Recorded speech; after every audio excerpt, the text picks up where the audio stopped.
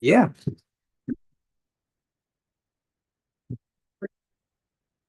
Good evening. Today is December the 4th, and we are here for our monthly services meeting. I have a call to order, and can we have a roll call, please? Mayor St. John, Here. Mr. Ayer, here, Mr. Grumney, Here. Mr. Keppel is absent. 3 present, we have quorum. All right, great. We had a meeting back on November the 6th, and we have meeting minutes that need to be approved. So looking for a motion to approve the meeting minutes. So move. And I'll go ahead and second that. Oh, sorry, roll call. I'm sorry, that's the other part I'm supposed to say. Mr. Ayer, yes, Mr. Grumney, Yes. Mayor St. John, Yes. 3 yeas, minutes passed. Okay, I see that I see some people. Do we have any visitors here that would like to speak tonight? Okay, all right. Well, then we'll go to new and unfinished business. I think this is one of the big items for today, which is a utility rate study by Baker Tilly, and it looks like we have a report to go over. Yeah, so Caitlin will do a quick introduction Okay. of our speaker. Absolutely. So we have Jeff Rao here from Baker Tilly to go over our utility rate study. They have worked closely with city staff to gather data, and Jeff is here today to present on their final report. Turn the volume up just a tiny bit. Thank you. Thanks for being here, Mr. L. All right. Well, thank you. And good evening. Appreciate the opportunity to share the results of the study this evening. We have 2 handouts, which I know you have. One is the kind of the more detailed report, which kind of gives more of the background and support calculations for the executive summary, and then obviously the executive summary here, which really attempts just to kind of highlight and bring to light some of the main takeaways and results of the study. So we'll just kind of go through this and feel free to please stop me as you have questions along the way. So just a brief kind of Make sure you turn it on. see, I do, I Yep. forget it. All right. There we go. There we go. Okay. So just a couple bullet points here in terms of what we'll cover. The first kind of thing we'll go over, first couple schedules, is just really highlighting the current financial health of the utility, talk a little bit about the process that went into doing the study. And then we'll kind of turn and focus on kind of a perspective look and looking at what the future capital projects and financings are within the next 5 years, which will be a significant driver in the discussions and looking at what the potential rate plan might be. And then we've offered up a proposed 5-year rate plan.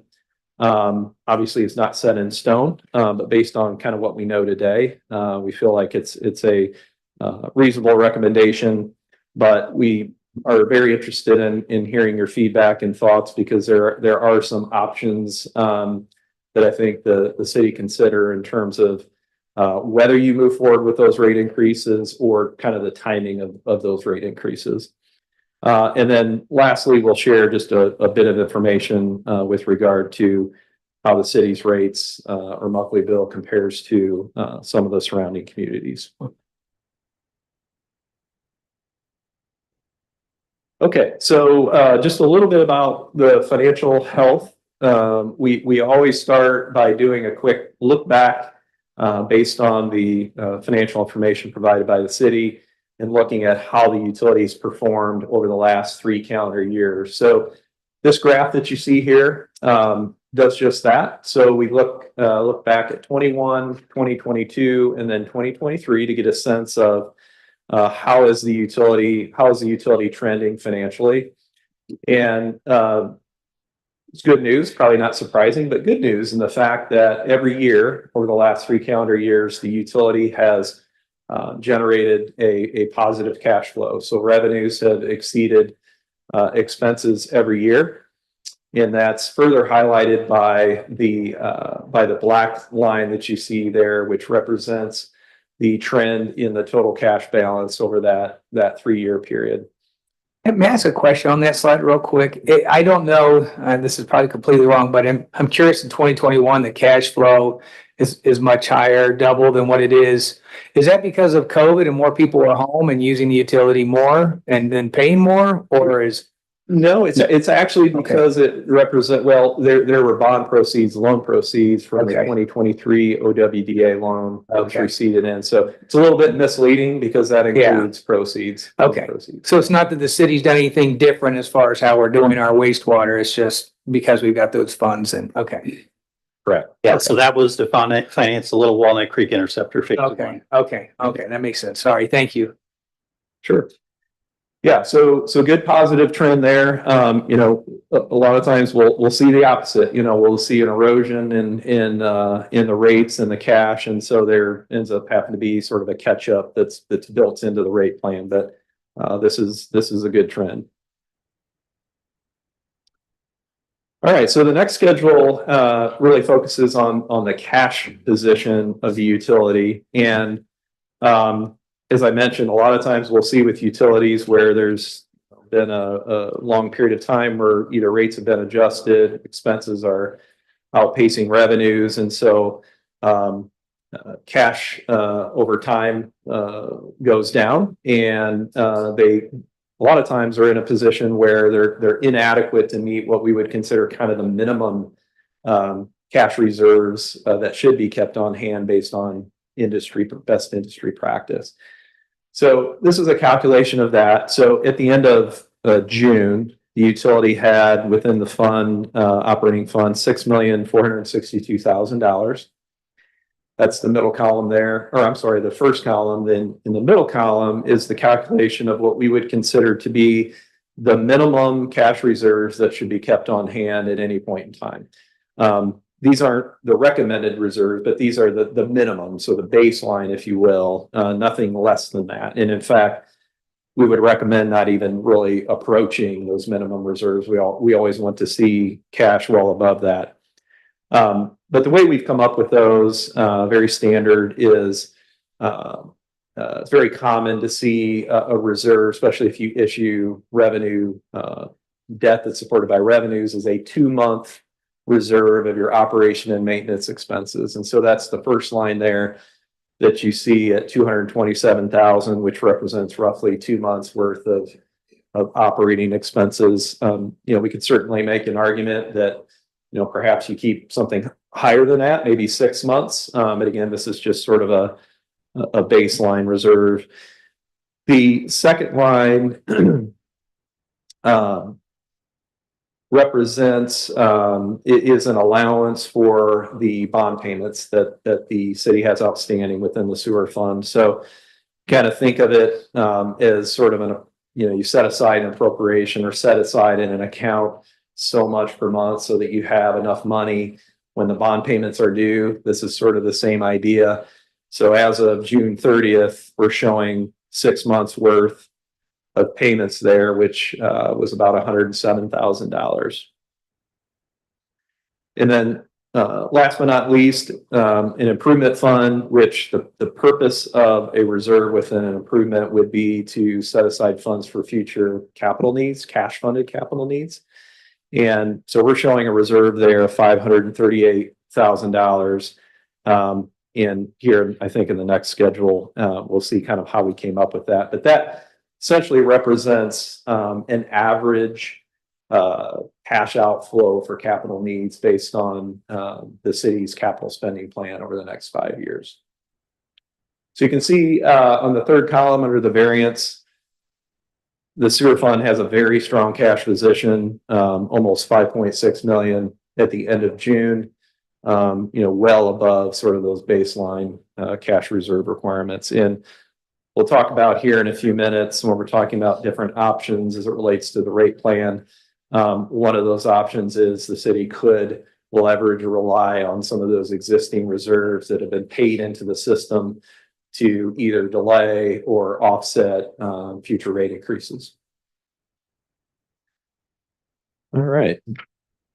So next page.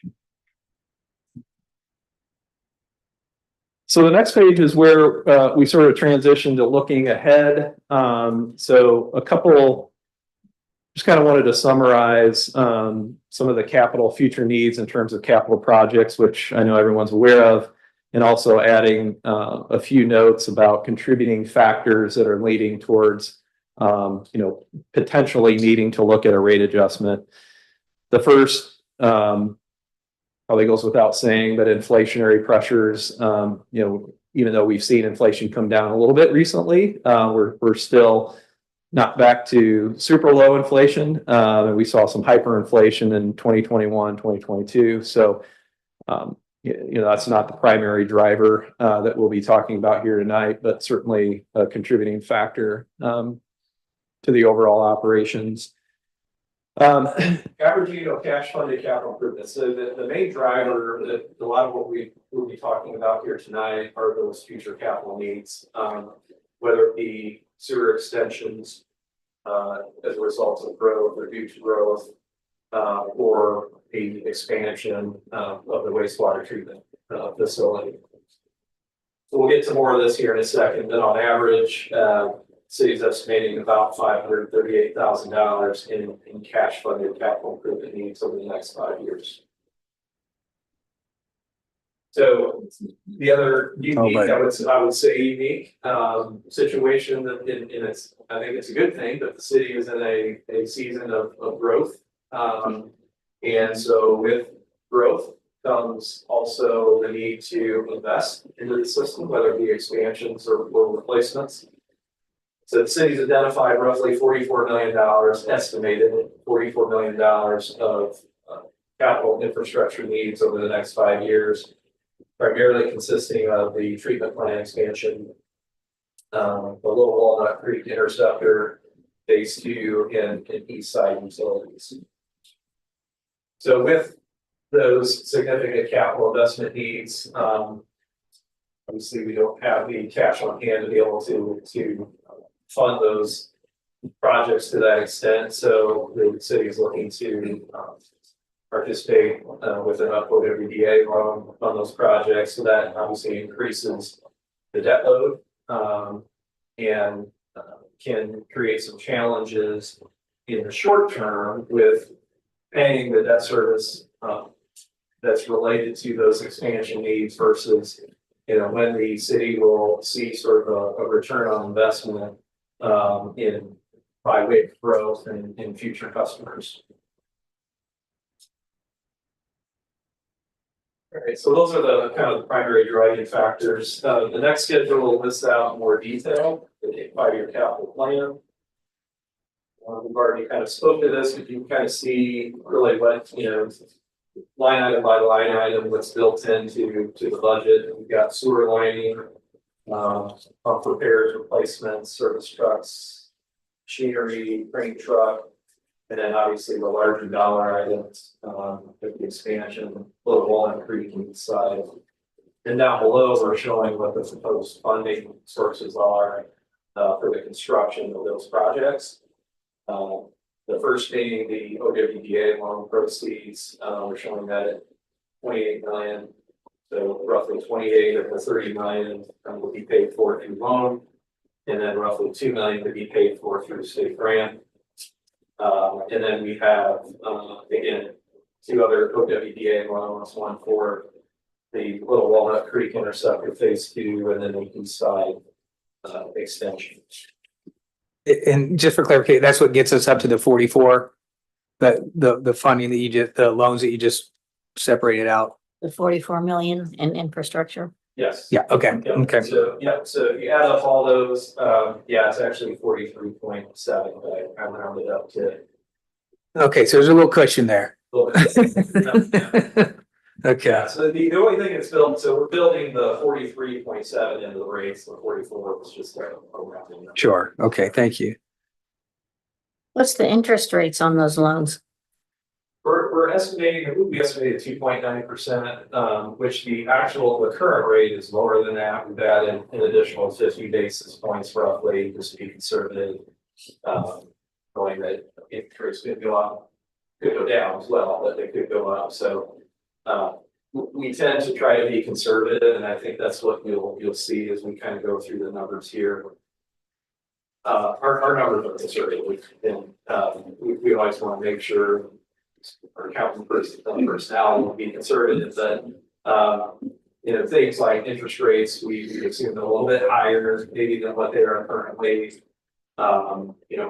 We've assumed inflationary increase. We'll get into this more, but inflationary increases going forward, we're very conservative, I would say, in terms of when future assessments will come online. All those things that contribute and have an effect on the rate plan, we're being fairly conservative on.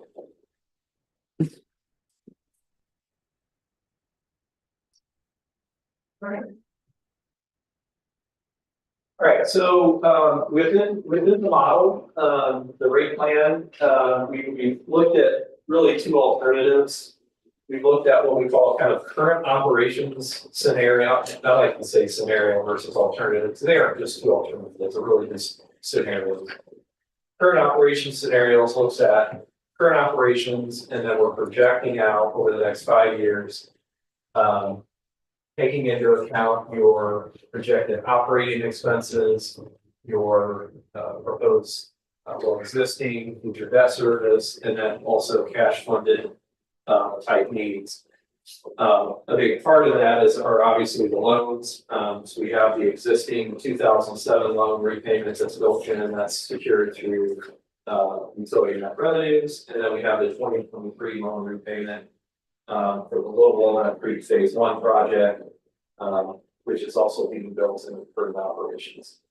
The second scenario, which we're not really focusing on a lot here tonight because there's so many unknowns yet to be determined. But it looked at the wastewater treatment expansion, as well as the Little Walnut Creek Phase 2 project and the Eastside Utilities project. So it's more of a pro forma or perspective look type of scenario based on conservative assumptions. Those are really the two alternatives. I'm going to focus, I think, more on the current operations alternative here this evening. So where we started in looking at current operations is, this is on page 8 here. So we kind of laid this out in a simple cash flow standpoint. And we started looking at 2025 through 2029. So we identified all of the existing revenues and then projected those out beyond existing revenue streams, and then also the revenue requirements. So we'll just kind of maybe just focus on the we'll just focus on the top line there to start. But we show the estimated current bill, not estimated, it is current bill of 4156. That's just based on an assumed residential usage of 4,000 gallons per month. That doesn't represent the city's average. It's just a very common average that's used for typical residential households. So if you use 4,000 gallons, and currently this is just sewer only, you pay $41.56. The rate per 1,000 gallons is $10.39. I know folks are maybe more familiar with that. So we're kind of showing those there. This page right here does not assume any rate adjustments. So we're just kind of establishing a baseline here. But that's the existing rate. Under estimated annual revenues, we'll just kind of go through these here fairly briefly, but we're building in the operating receipts. So these are the metered revenues that come in every month, roughly $1.6 million currently. There's small amount for penalties, late fees, surcharges of about $10,000. Customer growth, this is a bit of a wild card. We are building in an assumption that the city continues to add about 30 households. I'm sorry, 60. Yep. 60 households per year, which I understand is based on fairly close to what you've historically seen. Yeah, so if I could just add a little bit to that. So the way that we got to that is we're looking at the number of building permits that have been issued here in the last few years, somewhere around 150-ish. Our number is a little bit higher than that this year. And we looked at the number that are actually, again, used, that are serviced by our wastewater treatment plant as opposed to the Delaware County regional sewer. So when you look at that percentage, it ends up being about 60 new units per year. So that the assumption here is that just sort of natural growth is 60 units per year. So felt comfortable, you know, there, in a lot of situations, and maybe this is ultra conservative, but we don't build any growth. I think, you know, history is a good indicator here, and what we're expecting with the expansion, it's very likely we're going to continue that growth, and probably see that growth at some point. So we felt comfortable building in that additional capacity fee revenue that's coming in, but also additional revenue as you continue to add those roughly 60 new customers per year. No, what about the apartments? Well, yeah, again, I mean, I guess we could have sliced it a little bit tighter than that. That'll depend upon the size of the meter, whether it's a 1-inch meter or two. I think they're 1-inch meters. So for the purposes of this, again, kind of on the conservative side, what we assumed was single family residential growth, kind of the minimum growth coming into the system. Yeah, we didn't get that down to that level of detail in terms of projecting, you know, the different types of customers. We just kind of focused on Okay. average Okay. households. Okay, I think Yeah, the bigger issue is just we're not forecasting any increase in our operating receipts. I mean, we're showing flat receipts. We're growing at 15 to 20% per year. I mean, that's when you're talking about $1.5 million, that's 150, 200 grand more per year. Yeah, so we are showing some additional revenue. We're building that in on, let's see, it's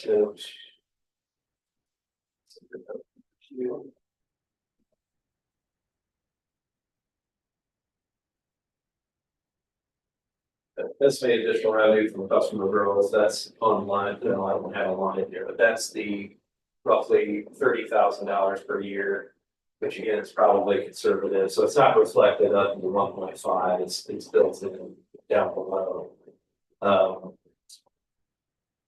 Is that actually, I think it does. question? There's nothing on capacity here, right? Am I seeing any capacity fees? We're really looking at, The next one down. Yeah. Yep.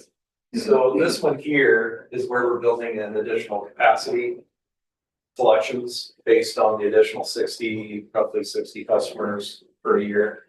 This is where we're building in the monthly rates and charges that's being collected from those roughly 60 customers per year. So these are the one-time capacity fees, and then these are the accumulation of operating receipts that's being generated from those additional 60 customers. okay, so the rate part of it, extremely conservative. The capacity revenue, why is that flat again? So we're just assuming that's just the one time, as the city adds additional 60 customers per year, you're gonna collect a capacity fee from them. Wasn't it 60, like an increase of 60? So if we built 100 houses today, next year it was 160, or am I misinterpreting that? So this represents, yeah, so that we would assume 60 new customers in 2025. And that those 60 would continue, and now you're adding another 60 here. So you've got 120 customers here. Here you're adding another 60 to that, so you're at 180 customers in 2027. I'm sorry, I don't mean to drill this, but that's just half at least of where our actual growth numbers are. Maybe there's some bad inputs in here, but we're not building 60 houses a year. We're building 150 a year. And then next year it'll be 180, and the following year 220. So, and I don't know. And Yeah, I want to make sure we're operating from a premise of like where we actually are growing. Because ultimately, like this is going to show some massive shortfall in our revenue, and we're going to say there needs to be a rate increase. If we're not calculating like the actual growth, then it's showing that like we're underperforming. And I get the prudent aspect of it, but I'm just very concerned when we're off by $120,000, $250,000, $300,000 a year. Like that shows, especially when you run rated over 5 years, like that shows us way off. Yeah, so maybe they're relying on staff on this particular one. Again, what I was trying to do is give him the number of new units that are coming online that are served by our wastewater treatment plant. Because remember, of the 150 units, they're not all happening in Sunbury. I mean, on the Sunbury plant. Sunbury wastewater A treatment. portion of them are over in Delaware County. So again, maybe overly conservative, but okay. I mean, I I fully get what you're noticed. saying. That's good feedback. Thank you. Yeah, and obviously as we go through these, you easily modify, I mean, if the numbers feel too conservative, we can certainly modify those and show what that impact would be. Thank you. So I think we covered most of the revenue line items there. The last one, except for the property tax assessments, and this one again is maybe a bit of a wild card. And again, we worked with the city and kind of talked through this. And for 2025, what we did is we took the assessments that were being collected, I believe collected from 2024. As of, I think, current year to date, perhaps, for the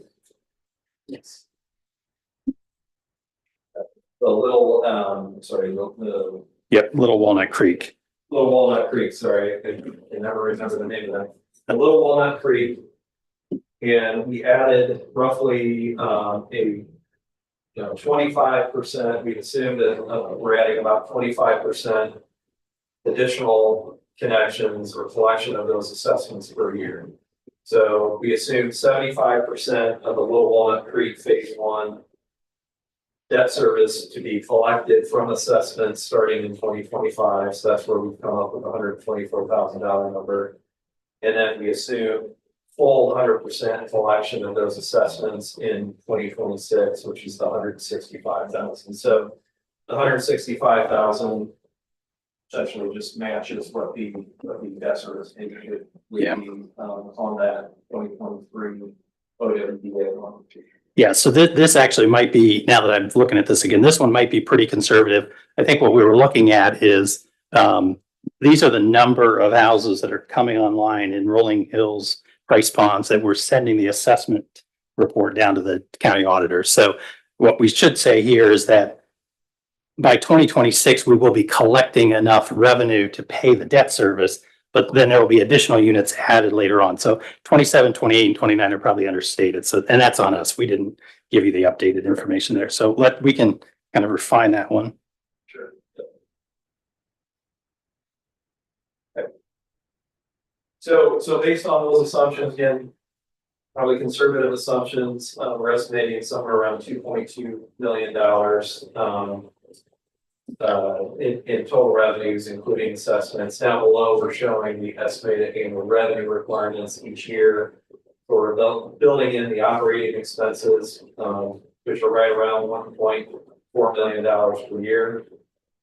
We're adding including the annual debt service payments on the 2007 and the 2023 loans, $430,000 and $165,000 respectively. And then the cash outlay for capital improvements, just right around that $500,000 to $600,000 per year. So these would be non-bond funded capital that's paid out every year. So just comparing annual estimated receipts to estimated annual revenues, looking at roughly $400,000 per year shortfall. Again, based on these conservative estimates, which for a 5-year period, if those assumptions were to come to fruition, we'd be looking at about $1.9 million reduction in that existing $5.5 million of cash that we saw if no other rate increases were adopted. Yep. So this is again, kind of that baseline, if we need to go back and modify some of those assumptions, we can certainly do that. We highlight just really quick, because last year we had a $600,000 positive variance.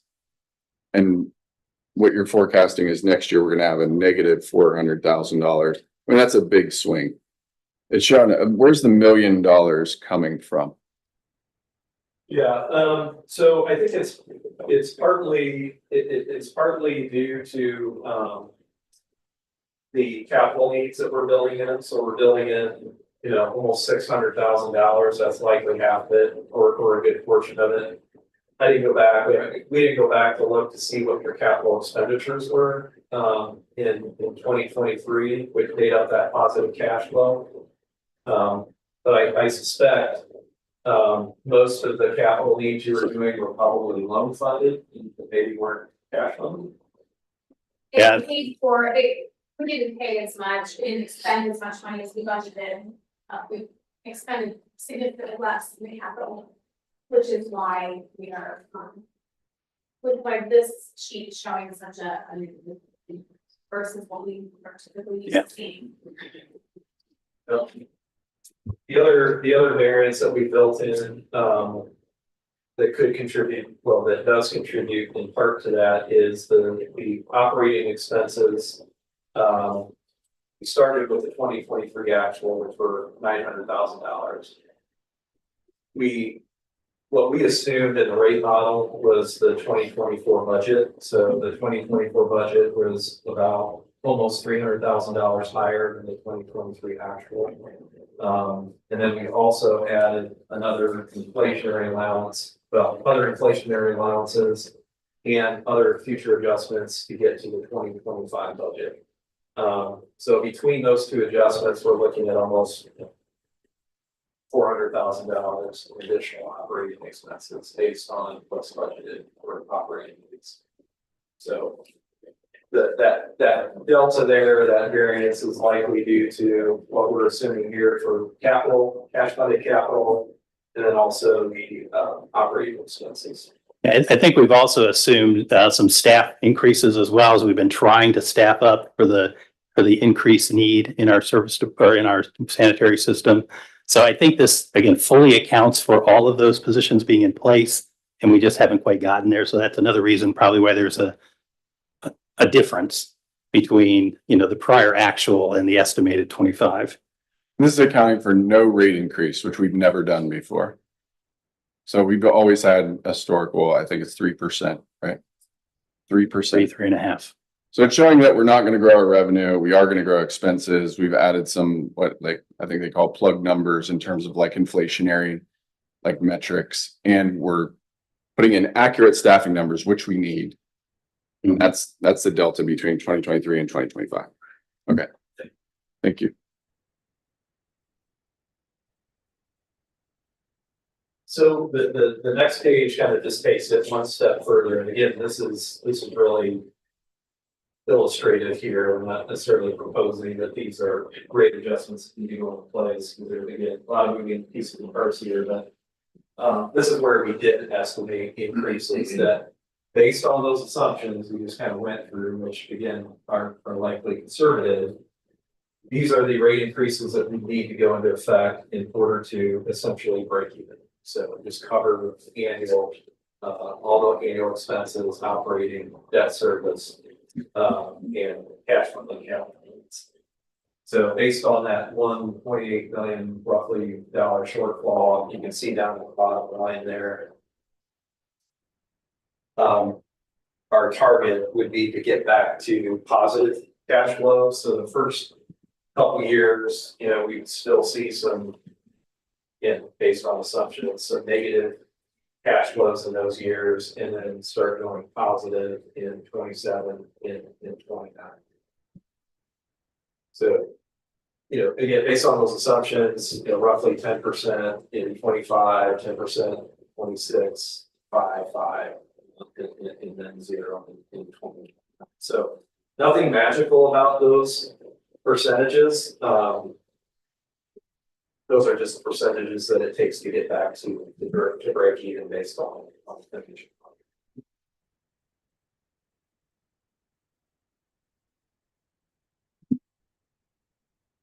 So based on that assumed rate plan, this would be kind of what the impact would be to a residential homeowner. Again, based on 4,000 gallons usage.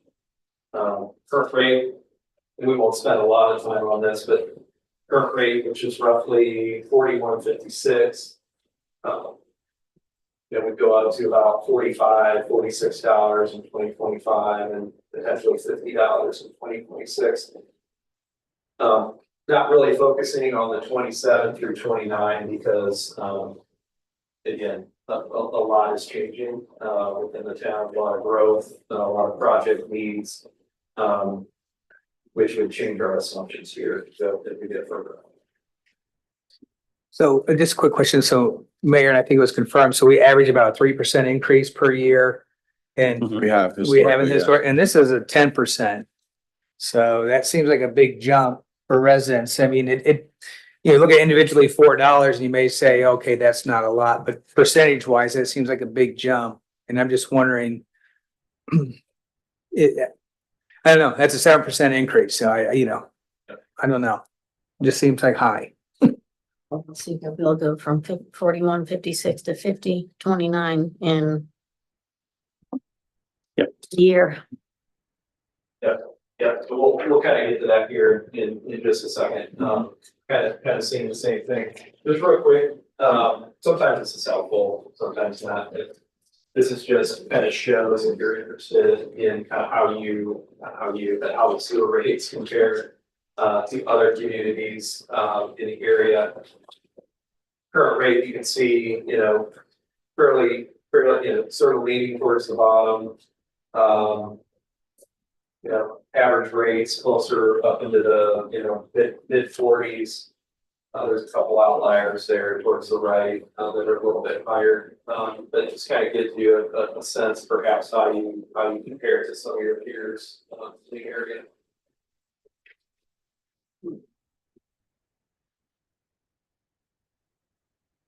I'm just asking, would it be safe to assume like someone like Columbus, who's been obviously, they're not growing like Sunbury is. I mean, they are, but they're not, and they have more established wastewater systems. So when you see that green bar jump from Sunbury currently to Sunbury, that's because we are going through that growth period, hence the reason for why an increase needed in rates to sustain that growth.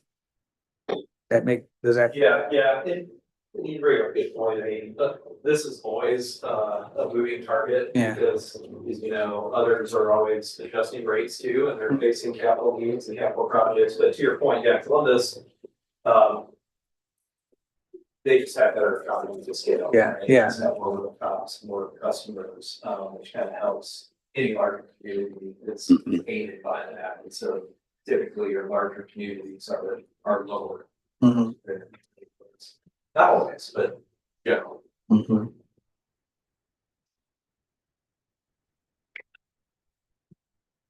So maybe just to go back as we sort of kind of wrap up the summary here. The historically performance has been good. We've seen that positive trend in cash flows. Good strong cash balance, which is a real plus when we're thinking about, what kind of rate plan do we consider?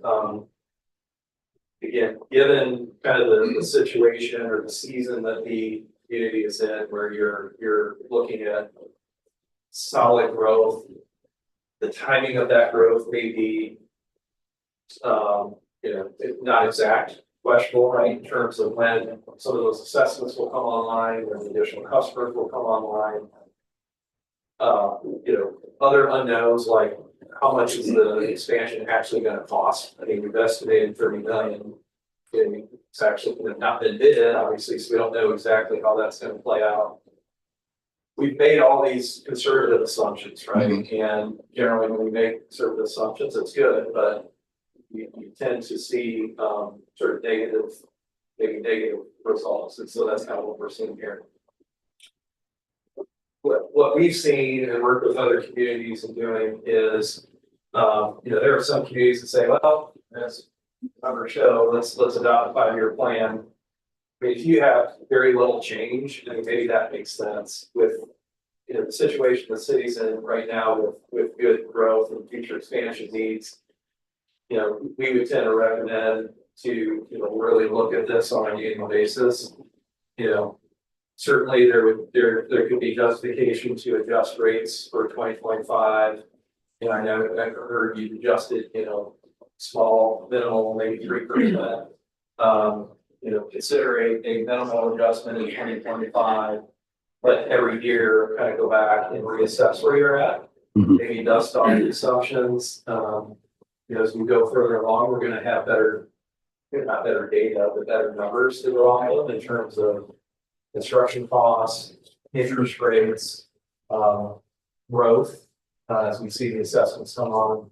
And we can continually modify and really just do a roll forward every year to make sure that you're still on track in terms of your rate plan. You certainly have, again, good solid cash balances, roughly over $5 million, to where if you have a year where you have a down year and maybe you spend more than what you take in, you have plenty to absorb there, right? You wouldn't want that to be a trend, but you have good cash balances to fall back on. So, I think where we stand today, that would tend to be our recommendation, is more of take a wait and see approach. Certainly consider doing, an increase, a modest increase in 2025. But take a look at rates again, annually, and maybe do a roll forward and, just continue to assess as things progress. Yeah, so we've just got a few more minutes here. It's just, so Jeff has touched on the user fee side. In your packet page 27, there are updated calculations for the capacity fee. When you look at them, they're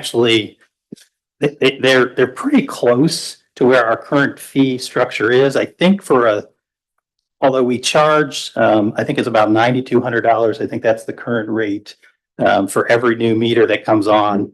But if we look at our city ordinance, it's actually based upon a 3/4 inch meter. So, and this recommendation is somewhere around $9,100. So again, very similar to that, but there was a calculation done. I mean, there was a methodology to the determination. So again, it's not a recommendation to just stay flat for the purposes of staying flat. It's a recommendation based upon anticipated growth moving forward and needed to help pay for that.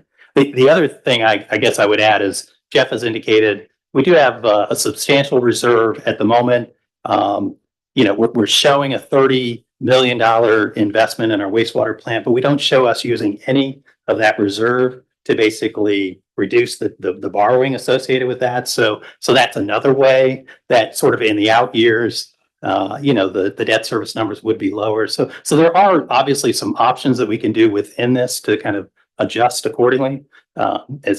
As we worked through this with the Baker Tilly team, again, I will say, it was a challenge trying to kind of make the assumptions regarding, when the wastewater treatment plant comes online, when the NCA charges begin to get collected and begin to offset, the debt service requirements.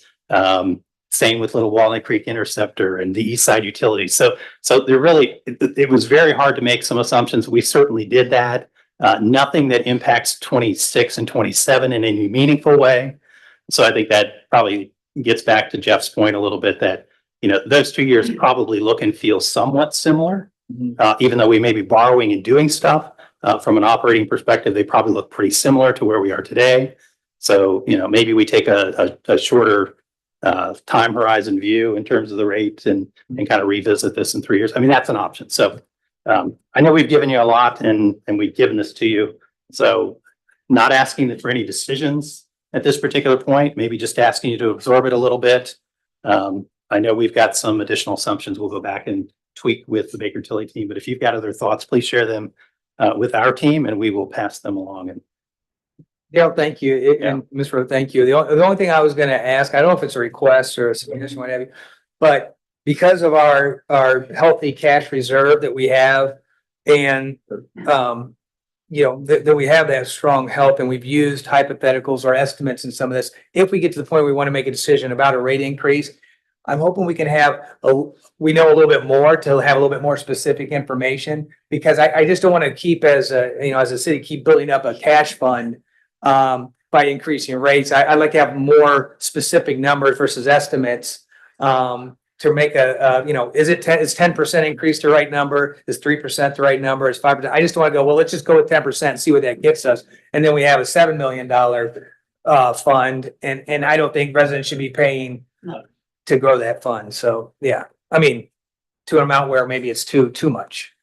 So, yeah. Yeah, and one other thing I forgot to mention might be worth mentioning too with this on that topic, but we did look at conversations about I think it's the 2007 OWBA loan. Yes. Yeah, and that interest rate right now is at 4%, so it may be worthwhile investigating that to see if OWBA would be willing to work with the city and getting refinancing or reconstructing that loan. Yeah. Great. Yeah. Awesome. Thank you very much for your time. Yeah, thank you. Yeah, thank you. Thanks, Jeff. All right. All right, I think we have one more item here, the State Route 37 widening project. Good evening, committee. This is a continuation from the presentation that was given at the Services Committee a month ago. I also brought someone with me. This is Brian Davidson from ODOT. He is the administrator for Office of Local Programs, and he's here to support us if there are questions about the federal process, since this East Granville Street widening project was awarded $4.2 million. So I don't have a. Oh, we left it up there. Sorry. Thank you. And I only have 2 slides, so hopefully it'll go very quickly. If you remember at the end of the Services Committee last time, this was my last slide. It has an overall generic schedule, and this is just to give you an idea of what the timeline for the project is going to look like. Construction for this project isn't anticipated until 2027. So with this, we have brought a design contract to council. It will be going for its 3rd reading tonight for services for a portion of the design contract. As you can see, there's task 1 and task 2. Task 1 is what we brought to council, and there's a 13-page scope and fee that's detailed. And the request was that we come to services and quickly go through some of the high-level deliverables for what we will receive for this first portion.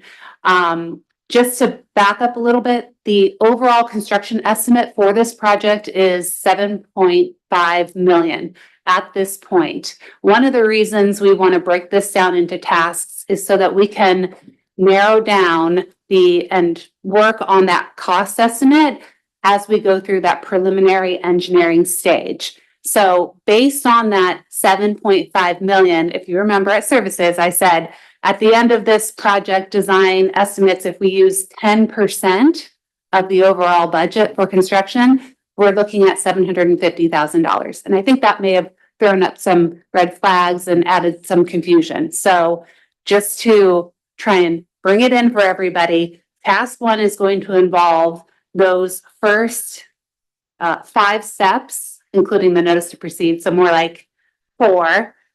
The field survey and collecting that preliminary data out in the field is going to be one of the key elements that they'll have to get out early in January so that they can establish the exact right of way, but they'll also be surveying into the properties in order to collect as much data as possible.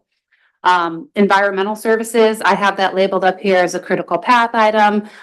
One of the reasons I was hoping Brian could join us is if you had questions about environmental services, since it's something you typically don't see on the design contracts that we have. And then the feasibility study and public involvement are going to be the primary deliverables for this, the contract that you have before you tonight at council. So let me go to the next slide. These are the deliverables, just so that you guys can look and see what we plan to have by the end of April 2025. So the plan and profile alignments, trying to have different alternatives. The design consultant may come to us with even more than 3, but for public involvement, we're planning on having 3 detailed alternatives to share with council and to go to the public involvement table. Also, the wall locations, bridge, critical section, right-of-way impacts, and up to the right-of-way impacts. Those are going to be some of the items that we'll need to have for the public involvement so that we can explain exactly what was considered as we look at widening the road, because we know that corridor is very tight and that the retaining walls are going to be impacted. So along with that, there's also going to be cost estimates as we evaluate and come forward with a recommendation at that point.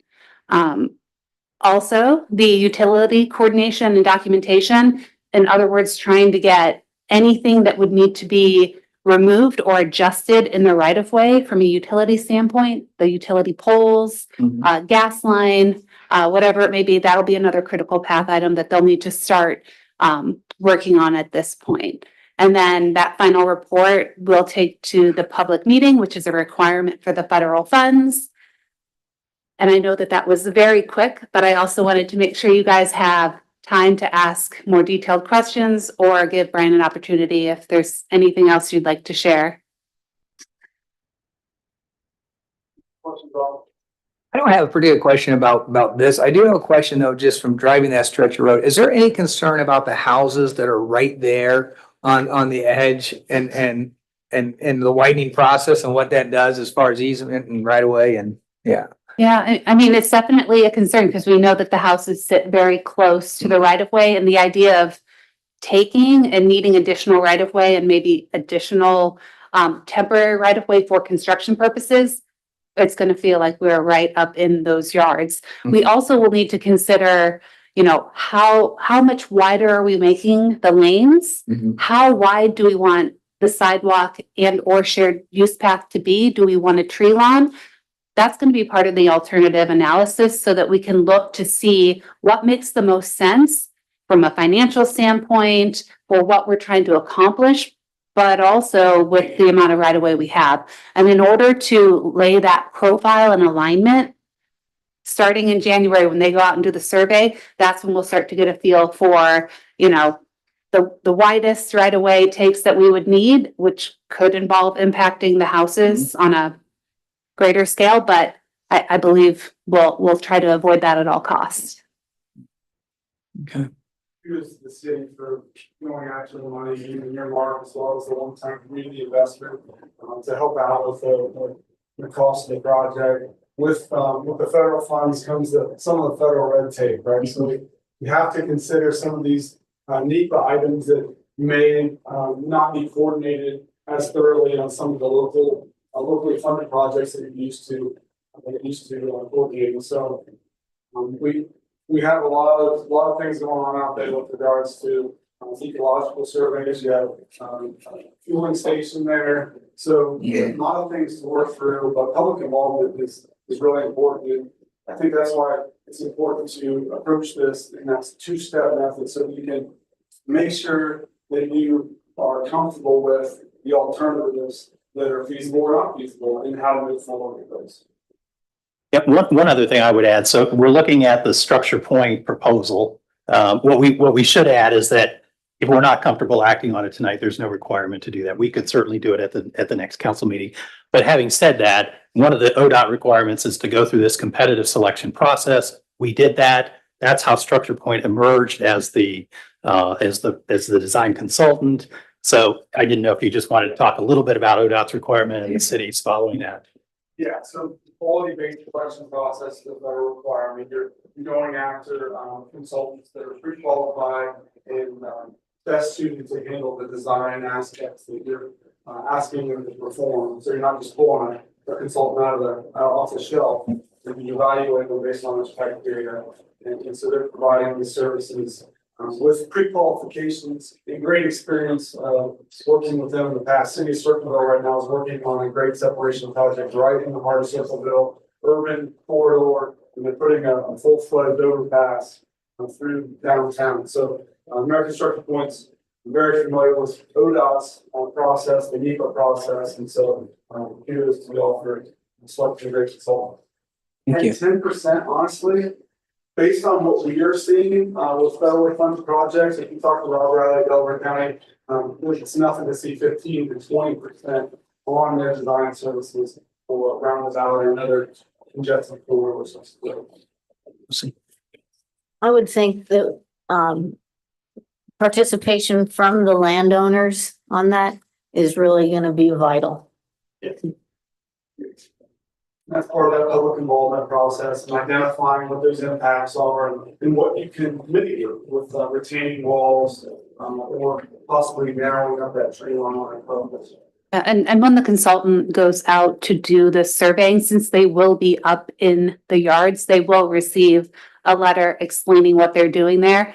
And I can guarantee that's going to start the communication process quickly so that they can be involved, and we will invite them to do that. Part of those federal funds requires following uniform act of the right of way acquisition process and all the federal requirements of doing appraisal reviews, so that fair market estimate, fair market value estimate for any acquisition that's needed is well vetted. Do you guys have any questions? The structure point was pretty explicit about things that they are not including. Are any of those items that we need to consider for phase one? Some of those items that are not included most of them will be included in phase two. They just want to make sure that we know they won't be tackling them at that point. Some of the utility coordination. So that's very common to see in a scope, especially if they're concerned that we have an expectation to see something. But yes, we did take a look at that. I also wanted to throw out, since you do not need to act on this tonight, because they're not planning on starting until January. If you'd like to table it at council, you can, or we can give them the notice to proceed earlier and they can adjust their schedule if possible. Also, Brian offered to come back if for any reason you'd like more information on the federal and ODOT's process. Excellent, thank you. Okay, I think that puts us right up against Yes, it it. does. Yeah, so, okay, well, we'll go ahead and thank you again for Thank you, the Brian. presentation. Appreciate your time. Carla, thank you. And then I guess I'll ask for a motion to adjourn. Motion. So move. Roll call, please. Mayor St. John, Yes. Mr. Yes. Grumney, Yes. 3 yeas, we are adjourned.